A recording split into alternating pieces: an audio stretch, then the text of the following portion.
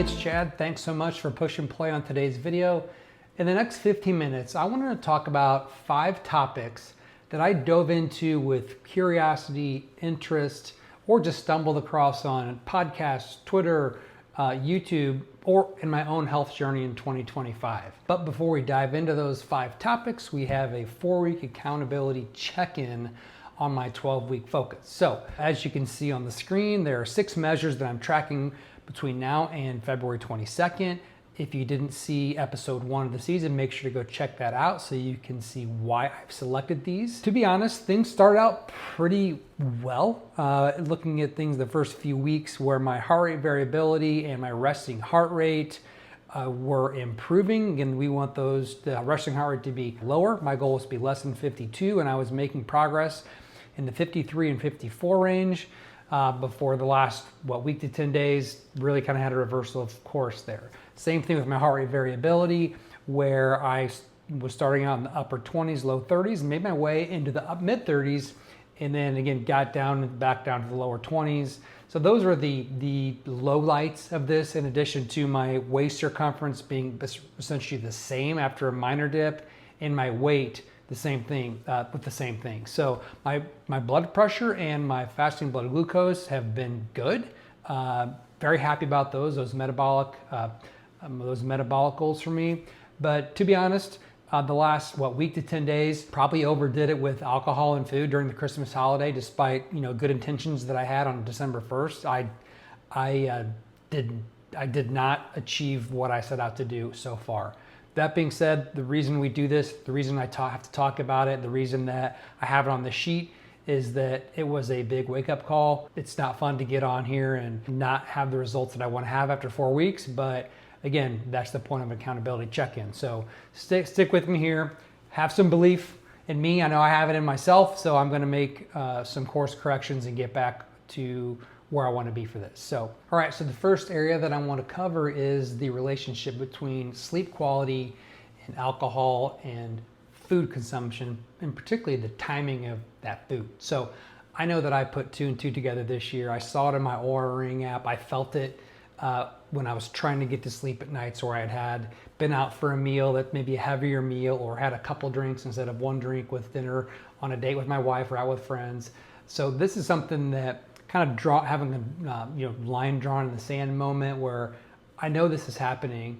Sometimes I'm more disciplined than others, but let's move forward in 2026, because I definitely have seen the impact. If I look at my sleep scores and how I'm feeling, then it's a no-brainer. It's something that is out there, not just in the things you read, but how I'm feeling. So there are actually many things that can impact your sleep. And actually, I was joking with some friends on a trip to Zion National Park in November that there were like at least a half a dozen things that could impact our sleep. My sleep scores were in the tank. We were all, they made sure to ask me about it every morning. We woke up at 5:30 in the morning, but it's length of sleep, the temperature of the room. If it's hot, they're generally likely to sleep more poorly. If you're at elevation, that impacts it, weird elevation. Again, alcohol and heavy food, check on that. And then sharing a bed with somebody, particularly somebody you're not accustomed to sleeping with, like all those things are in play.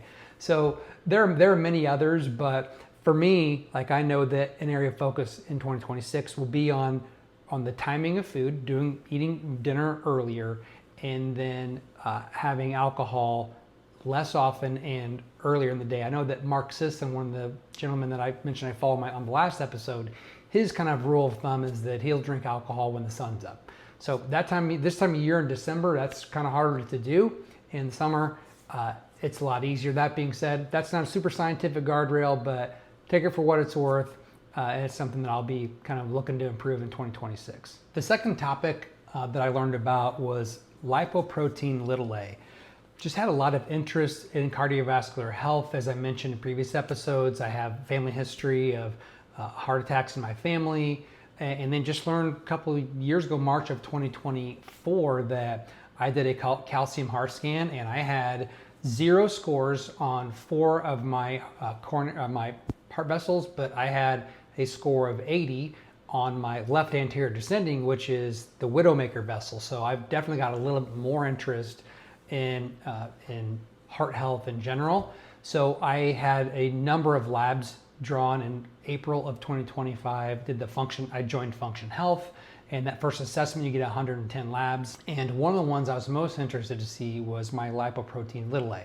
I actually was not familiar with this, but I picked it up or learned about it in listening to the audiobook of Peter Attia's book, Outlive. He's gotten a lot of notoriety this year from being on the Huberman Lab podcast, and he had like a CBS news feature. But he was telling the story of a friend who was super athletic, running like marathons, just jacked, and he went to the doctor, and at the recommendation of, I think, Dr. Attia, because of his family history, he said, hey, you might just check this lipoprotein a because it's something that's genetic based. He went ahead and did that, and sure enough, it was like through the roof. This is a test that you only have to generally have looked at one time, and if it's normal, then you don't have to recheck it.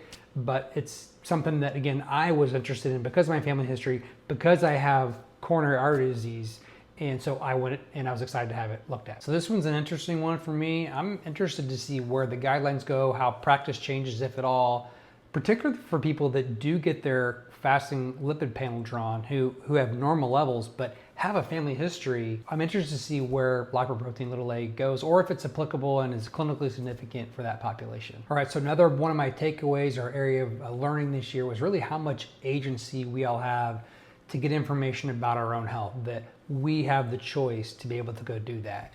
It's getting more affordable, more economical, more convenient, specifically to get some more detailed lab assessments of what's going on metabolically with your heart, kidney, liver, lungs, your immune system, you're ruling out autoimmune disorders or finding them. So that was one of my areas of learning this year. Again, I joined Function Health back in April, got the initial 110 labs done as our baseline, and then I think 6 months later, you can get about 60 of those rechecked, and you can just order other things with, on your own, or with the consult of your own primary care physician.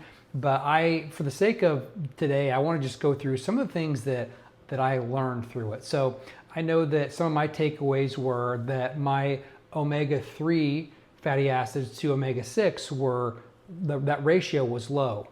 Given my history and my focus on heart health, I started taking a fish oil supplement that I probably should have been taking before that. On both labs, I had immunoglobulin A deficiency, like none detected, _2. And the truth is that there are many people who may have this and just are completely asymptomatic, and maybe I had been. But this year, again, I've been having some GI things that were being evaluated, and immunoglobulin A is present. It's like a first line of defense for the mucosal system, the mucosal areas of your gut, respiratory, and your respiratory systems, and I think in the kidneys, so among other areas. So for me, I talked to my physician about it. I started taking a glutamine supplement and zinc biglycinate, and so that's only been started for about a month or so.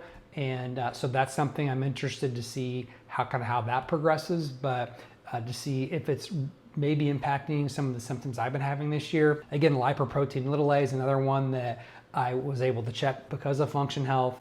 Again, I mentioned that was good to go there with that one. So I had a few other things that were a little bit out of range I did talk to my physician about, pretty not clinically significant, but they're things we'll be monitoring from this baseline. But if anything, it also provided me some confirmation or reassurance in some of the areas that I was interested in and continue to follow related to my metabolic health. So my hemoglobin A1C, my insulin was normal, my triglycerides were low, my HDL cholesterol was high. I had no detectable high sensitivity C-reactive protein kind of as a marker for inflammation, and my cortisol levels were normal. So there was many others, but for me, it was reassurance that there are a lot of good things I'm doing, and it was motivating for me to keep going and to continue monitoring those on a somewhat regular basis as well. I do plan on having them rechecked probably in March or April of next year, once I put into practice some of the lifestyle changes, and we'll see and some supplements, then we'll see what transpires there. All right, so we have props for this section.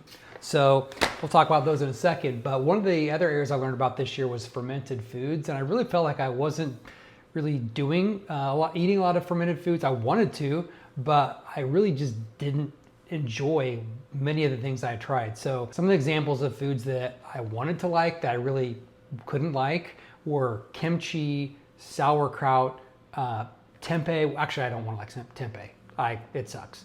But I had mostly like sauerkraut and kimchi. I had tried those. I just didn't really like them. I did yogurt. I have no problem with yogurt, although I'm still trying to evaluate how much dairy I want to have.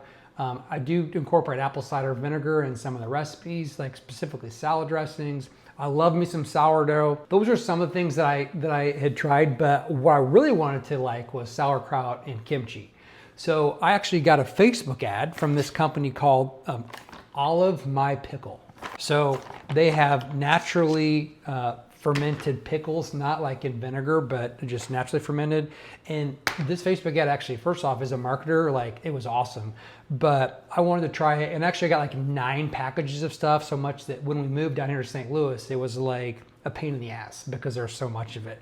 But we got 6 packets the next time, mixed some things up. But I did like the sauerkraut a lot. And in fact, I have an apple pie sauerkraut this month, which I haven't tried yet, but it was a seasonal one around Thanksgiving. And then we got pickles with onions. We had a Greek olive mix. And then actually I've been drinking the brine.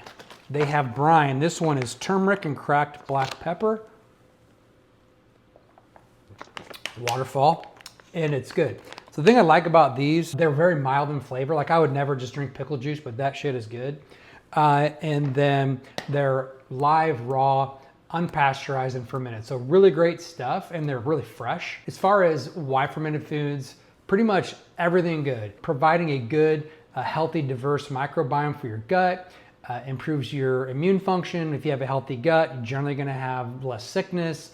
The gut-brain connection with mood, I think improves glucose stability. I think there's like some proposed anti-inflammatory benefits too. So again, a lot of good reasons to have fermented foods. I just didn't really find some that I liked until I got this Facebook ad, and it's been really good. So Olive My Pickle, hey, not sponsored, just putting it out there in the universe because I really think it's good stuff. All right, the 5th area where I took a special interest in this year was the VO₂ Max assessment. I'd seen some of the health influencers I follow online, like Mark Sisson, Peter Attia, Huberman Lab, like talking about the benefits of it and it being like one of the strongest predictors of longevity. And I think like the American Heart Association kind of has it labeled as the strongest predictor for a longer and healthier life. The Oura Ring has like a walking test where it tests your VO₂ max. Super not scientific, but I did it and it was like, mine was like in the very good range. It was like 49 or 48 or something. The gold standard is to put the mask on, get on a treadmill or an exercise bike or a row machine and just learn about really how your body performs when under stress. So for me, I was gonna do it anyhow. I was curious, but really at the time I took it in December 2025, I was like, this has not been a good year for exercise for me, for sure. Last year about this time, I would have loved to have taken it. So the goal was for me to take it sometime in in 2026 when I kind of got back in the swing of things. But actually my functional health doctor recommended that I do it to see if there's suspicion that my autonomic nervous system is just not regulating well, it would show up there. And it did. So while my metabolic flexibility was really high, my performance was very strong with my VO₂ max, my fat burning and my recovery was like a limitation for me. So basically you push yourself, I think that you walk at 4 miles per hour on the treadmill, and you start at 0 incline and you go up 1 degree every minute. And I got to 15 degrees at 4. That was intense. And I had this mask on. And the hardest part was when you said enough, then having to keep that thing on and just like, you're like literally trying to suck wind through a mask. And it was hard. But for me, I learned that that's an area where my recovery needs to improve. And is there something that continues to cause my nervous system to be not able to recover well and to not go between autonomic and the parasympathetic and sympathetic well? So again, when I need to, I can perform, but then I'm currently not recovering well. So one of the main things I learned about it, besides just for myself, is for the overall general population, is that it does matter. It's a big predictor for an overall healthy life, and that the biggest risk reduction is for people that can go from the low to just moderate fitness. And that's a massive increase, kind of to the equivalence of, I've read something about it. It's basically just as effective as a predictor as like smoking status. If you can go from a smoker to a non-smoker, like my understanding is that if you can go from the low to the moderate fitness on a VO₂ Max assessment, like it's like similar overall benefits. So again, my main takeaway from this year is that VO₂ Max does matter. For me, I'm going to reestablish or reassess it in a year from now, after a year of making the changes that my physician and the chiropractor who I'm working with on this recommend that I make. But for me, it's just about optimizing a little bit. I'm not going to overly obsess about it, but my main takeaway is that there are folks in the population that could stand to have this taken. So I guess my main takeaway from 2025 as it relates to VO₂ Max is just how important it is and how much of a predictor it is for an overall healthy, strong, long life. And while I'm going to do it again next year to kind of see how my performance has improved this year. I'm not like trying to inch out one higher score after another. I just want to assess, knowing what I know now, what can I do to improve it, and then how did I improve? So for me though, again, I think it's just really understanding that this is a really important measure for overall health and longevity. Well, there you have it. That's 5 topics that piqued my interest in 2025 that I intend to continue learning about in 2026. If there's something that you learned about in 2025 that you think the world needs to know about, make sure to comment that down below. Otherwise, that's it for today, and please join me on next week's episode. Take care. If this approach resonates with you, I'd love for you to subscribe and follow along.